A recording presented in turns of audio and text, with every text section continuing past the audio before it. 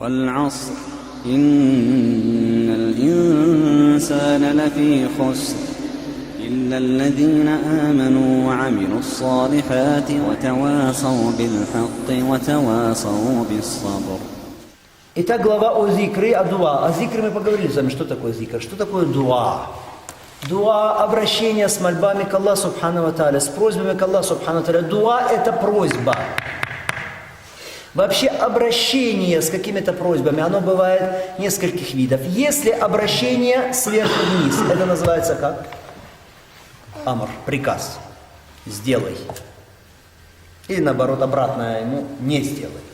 Хорошо? Это сверху вниз. Если от равного к равному, это называется в арабском языке как? Просьба в арабском языке. Ильтимас. Это называется ильтимас. Если же снизу вверх, то это называется дуа. Это называется мольба. Дуа. Обращение к Аллаху Субхану ва Тааля с мольбами. Бывает двух видов. Дуа уль-лисан и дуа аль-халь. Дуа аль-лисан, мольба к Аллаху языком, когда человек просит Аллаха о чем-то, языком. О Аллах, исцели меня, о Аллах, веди меня в рай, о Аллах, избавь меня от ада. Это дуа аль-лисан. И есть дуа аль-халь, то есть дуа через состояние. Состоянием своим молит человек Аллаха Субхану ва Тааля. Когда человек говорит «Аллаху магфирли», «О Аллах, прости меня», это дуа? Дуа языка, дуа лисан. Будьте со мной, пожалуйста. «Аллаху магфирли», «О Аллах, прости меня», это дуа лисан, дуа языка. Хорошо, если человек читает Коран, это дуа? Дуа лисан? Нет, это зикр лисан, это поминание языка, но это не дуа лисан, это что?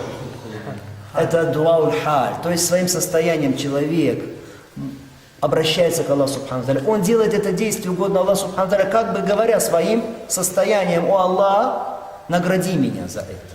Через это мое действие избавь меня от ада. Через это действие приблизь меня к раю, введи меня в рай». То же самое, если человек, например, совершает хадж, или человек помогает своему брату мусульманину ради Аллаха Субхану ва Тааля, или человек присутствует на уроке религиозном, слушает аяты и хадис, изучает религию Аллаха Субхану ва Тааля. Это дуа, но дуа аль-халь. Человек говорит: «О Аллах, награди меня своим поведением, своим состоянием». Теперь очень важно, братья, что дуа, мольба – это ибада. Дуа, обращение к Аллаху Субхану ва Тааля с мольбой – это ибада. И ибада – это дуа. Дуа, мольба – это дин, это религия. И религия – это дуа. Вспомните аят Аллаха Субхану ва Тааля говорит: «Вакаля раббукум уд'уни астаджиб лакум». Сказал ваш Господь: «Взывайте ко мне с мольбами, я отвечу вам. Инна аллазина астакбируна ан ибадати саядхулуна джаханнама дахили». Поистине те, которые возвеличиваются над поклонением ибадам, мне войдут в огонь униженными. Так Аллах Субхану ва Тааля приказывает, что в начале аята? «Вакаля раббукум уд'уни». Говорит Господь ваш: обращайтесь ко мне с дуа. Те, которые, сказано, возвеличиваются над поклонением мне. И так Аллах называет дуа, мольбу, чем? Поклонением. Дуа – это поклонение. Дуа – это суть поклонения. Дуа – это важнейший вид поклонения, служения Аллаху Субхану ва Тааля. Дуа – это дин. Дуа – это религия. Дуа – это религия. Это суть религии. Это из важнейших аспектов религии. Поэтому Аллах Субхану ва Тааля говорит в Коране: «Ваиза гашияхум мауджун калзуляли дa'у Аллаха мухлисина лаху ддин». А когда покрывает их волна, как навесы в море, дa'у Аллах, тогда они взывают к Аллаху с дуа мухлисина лаху ддин, очищая перед ним религию. Эти люди, что когда покрывает их волна, они что делают? Суджуд делают? Или руку делают? Или еще какой-то вид поклонения делают? Или закат дают. Нет, они что делают? Просят Аллах Субхану ва Тааля, чтобы Он спас их. И Аллах называет вот эти просьбы, дуа называет как? Дин, очищая перед Ним религию. Аллах называет это религией, дин. Поэтому дуа – это религия, дуа – это ибада. Дуа – часть, важнейшая часть, важная часть религии и важная часть ибада, поклонения. Это так, и наоборот так же. И наоборот так же. Итак, мы сказали, что дуа – это ибада, дуа – это дин. Согласны с этим? Теперь наоборот, ибада – это дуа. И дин – это дуа. Почему? Потому что человек, когда совершает ибада, виды поклонения Аллаху Субхану ва Тааля, он тем самым или языком своим, или состоянием своим. Дуа аль-лисан, дуа аль-халь. Дуа языка, дуа состояния, что? Молит Аллах Субхану ва Тааля. Поэтому ибада, любая ибада, это что? Это дуа.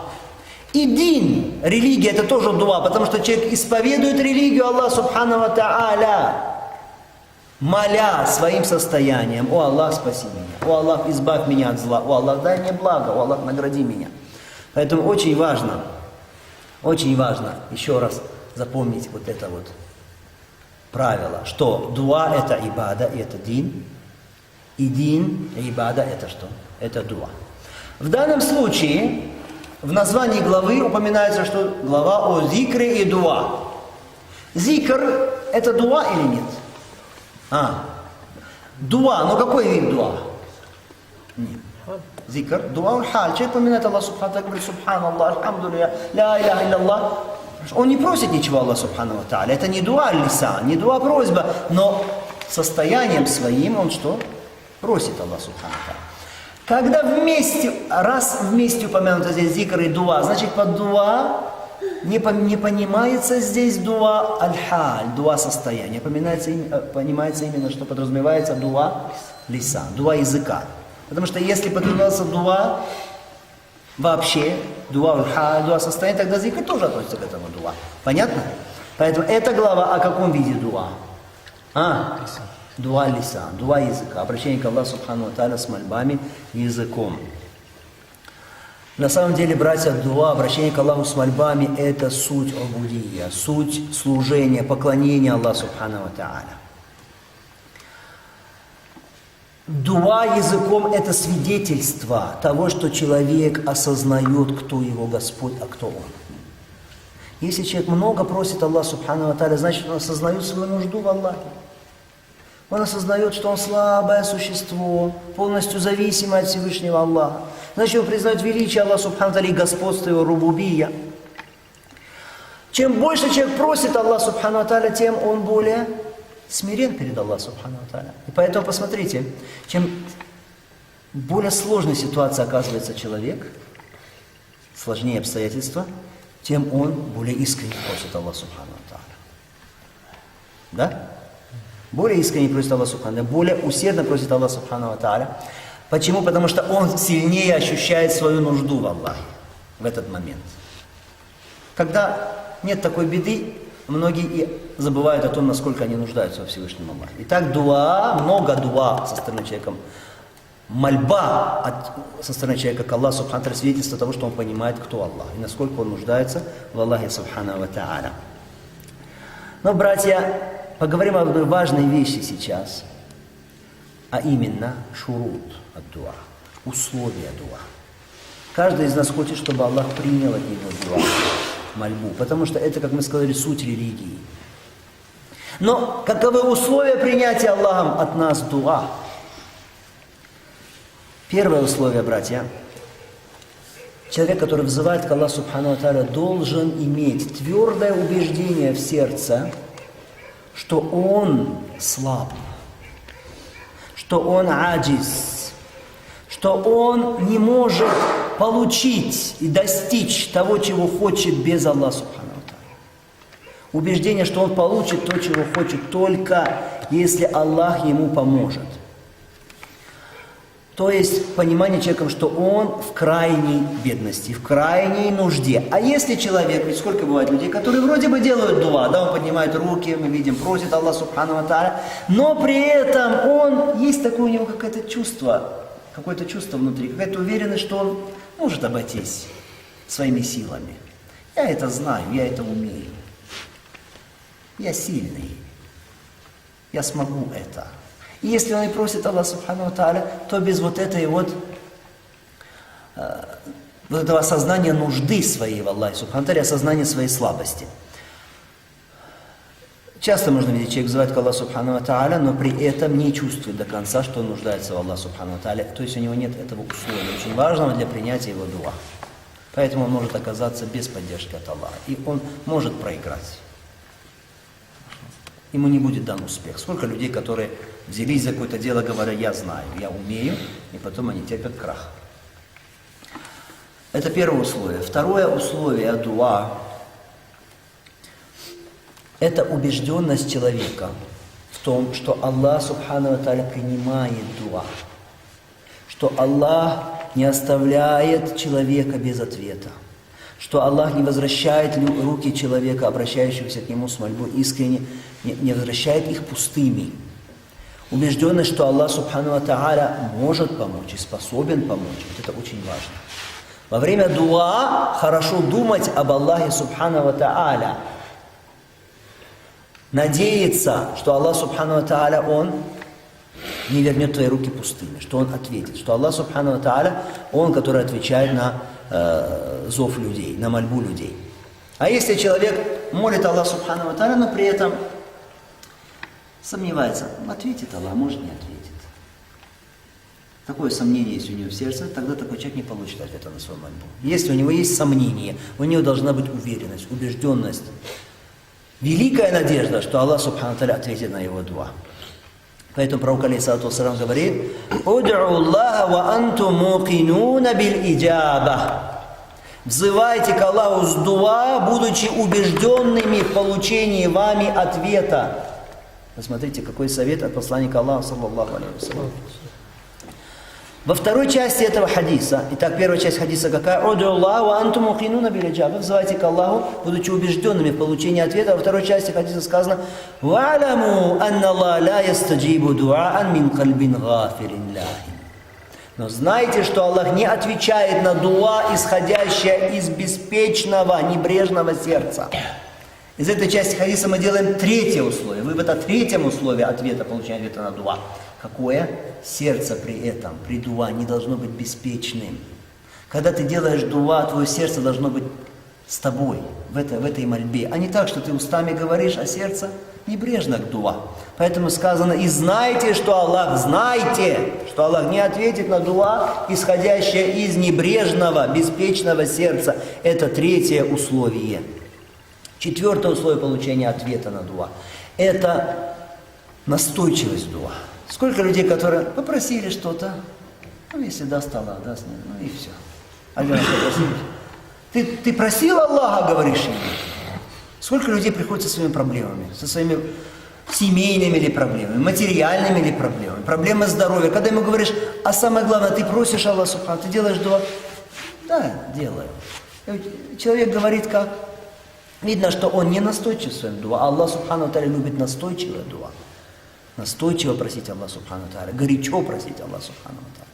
Так это какое по счету условие? Четвертое условие. Пятое условие, братья, это очень важное условие также. Если ты хочешь, чтобы Аллах отвечал на твою дуа, значит ты не должен поедать то, что запретил Аллах Субхану ва Тааля. Одежда твоя, достаток твой, пропитание твое, он должно быть благим. Не харам, а халяль. Вспомните тот хадис, который мы изучали с вами недавно, когда проходили Арбаин ан-Нававия, где пророк алейхиссалату вассалям сказал: «Инна Аллах таyyибун, ла якбару илля тайyiба», поистине Аллах, Он благой, принимает только благое. И потом пророк алейхиссалату вассалям упомянул о человеке, который находится долгое время в пути, у него растрепаны волосы, они покрыты пылью, человек покрыт пылью, простирает руки к небу и говорит: «Я Рабб, о Господь, о Господь». Пророк алейхиссалату вассалям говорит: но еда его харам, одежда его харам, вскормлен он запретным, как ему будет отвечено? Фанна юстаджабу ли дали, как ему будет отвечено. Посмотрите, этот человек, ну вдумайтесь только, что он только не сделал для того, чтобы получить ответ на дуа. Ну, казалось бы, все предпосылки. Для получения ответа на дуа. Какие? Во-первых, человек что? В пути. Путник. Аллах отвечает на его дуа особо.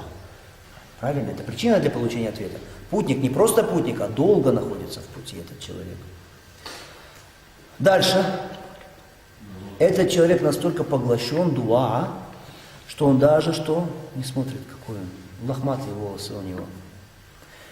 Плюс это указывает на трудности пути еще. Волосы покрыты пылью, значит, он уже не обращает внимания на свою внешность, он поглощен дуа, мольбой к Аллаху субхану ва тааля. Дальше. Он простирает руки к небу, поднятие рук. При дуа это из причин получения ответа на дуа. Дальше. Он говорит, я Раб, обращается к Аллаху, упоминая его рубубия, о его господстве. А рубубия это сотворение Аллахом Всего Сущего. Это наделение Аллахом Всего Сущего необходимым.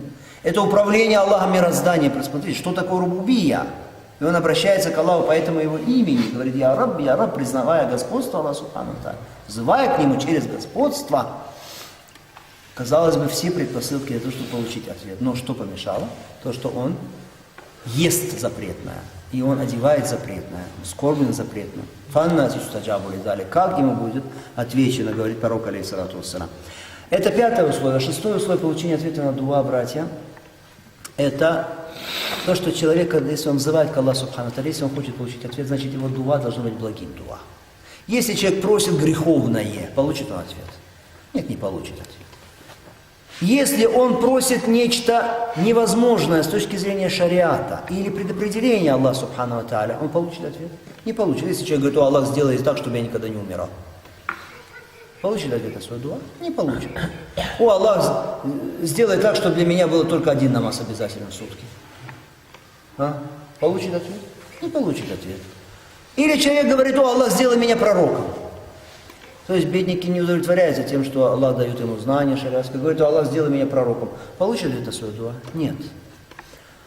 Итак, обращение к Аллаху с просьбами о греховном или невозможном с точки зрения шариата, разума и предопределения Аллаха субхану ва тааля, установления им мироздания, это что?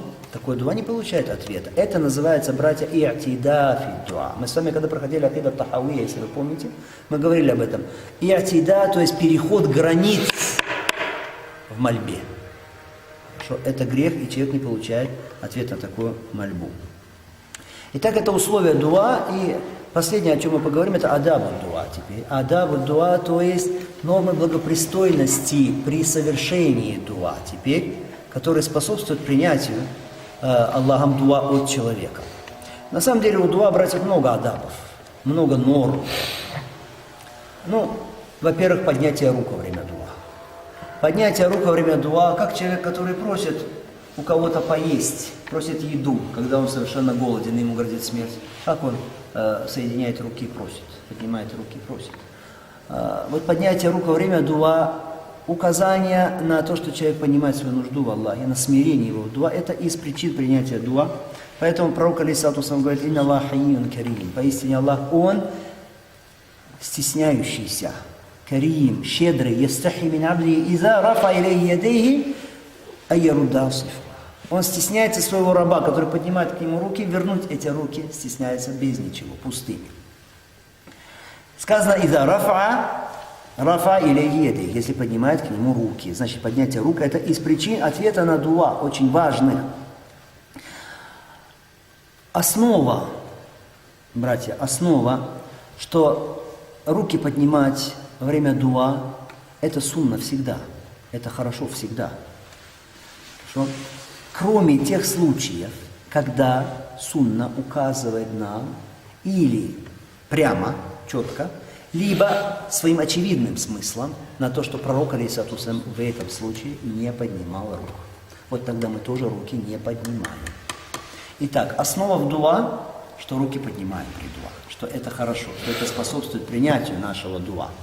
Кроме тех случаев, о которых в сунне сказано, или прямо, либо как очевидный смысл сообщения, хорошо, указывает на то, что при этом руки не поднимаются. Прямо. Прямо текст, указывающий прямо на то, что руки не поднимаются при этом. Известный хадис, который приводится у Муслима, о том, что один сподвижник, да, Ма'ра, что он увидел, как Бишр ибн Марван во время худбы джума поднял свои руки и стал делать дуа. К сожалению, многие имамы так делают. Что сказал этот сподвижник? Он сказал: «Каббах Аллаху хатейни лядей».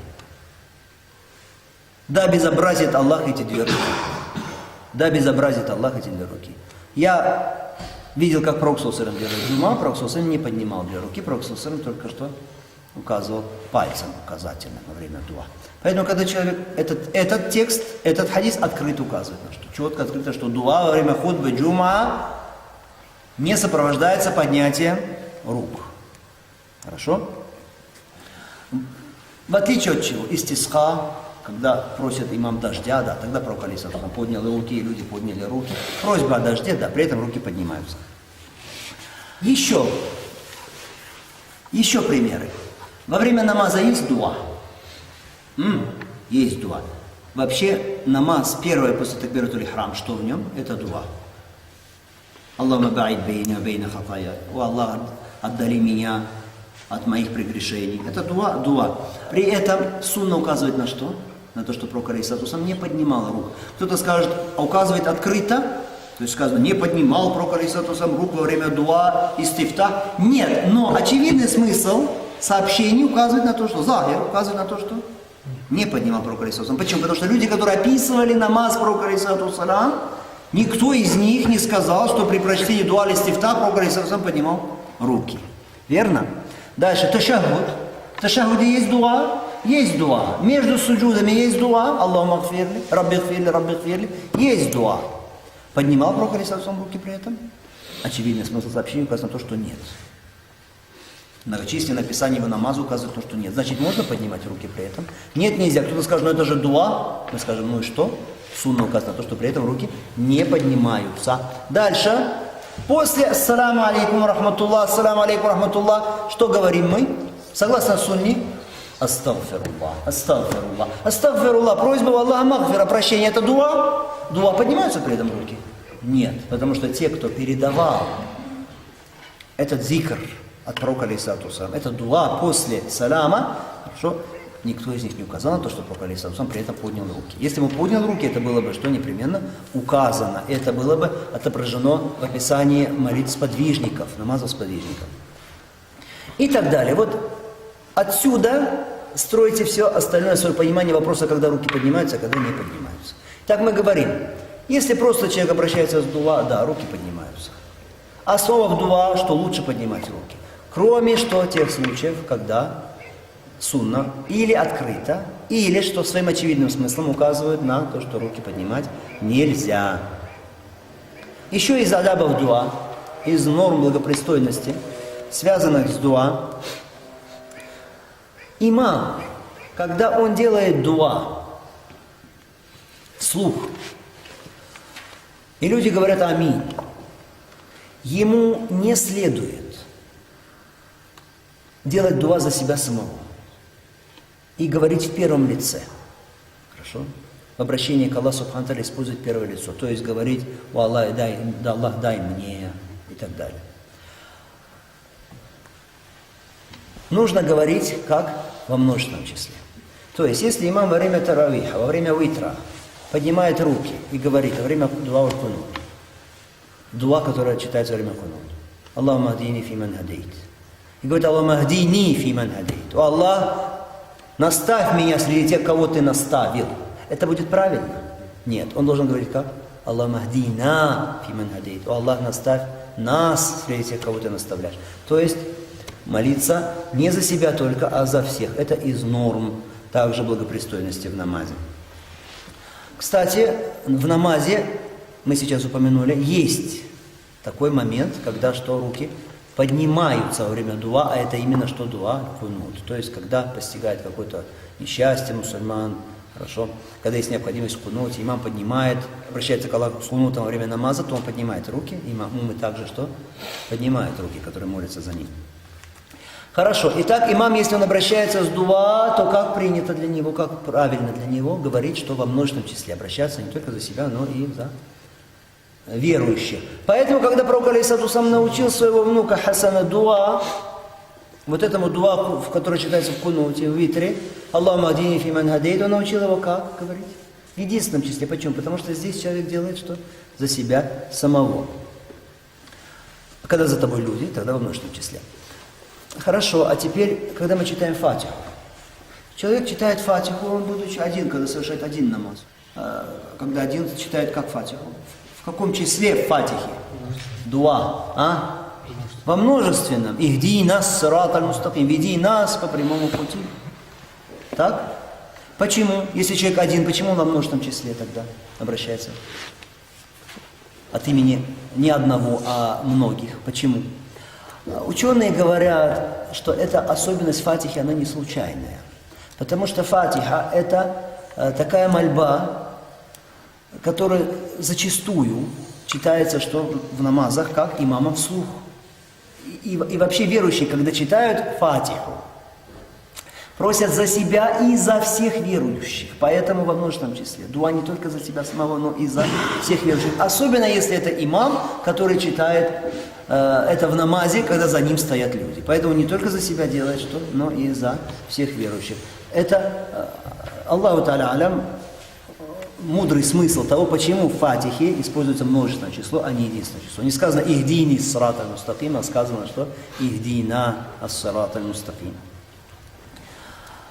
Мольба за всех. Это что касается нашего сегодняшнего урока. Что касается хадисов, то этой главы, то би'изниллахи та'аля мы начнем изучение на следующем занятии. Ва саллаллаху салям аля набийна Мухаммад ва аля алихи ва сахбихи аджмаин. Вальхамдулиллахи раббил алямин. Ва джазакумуллах.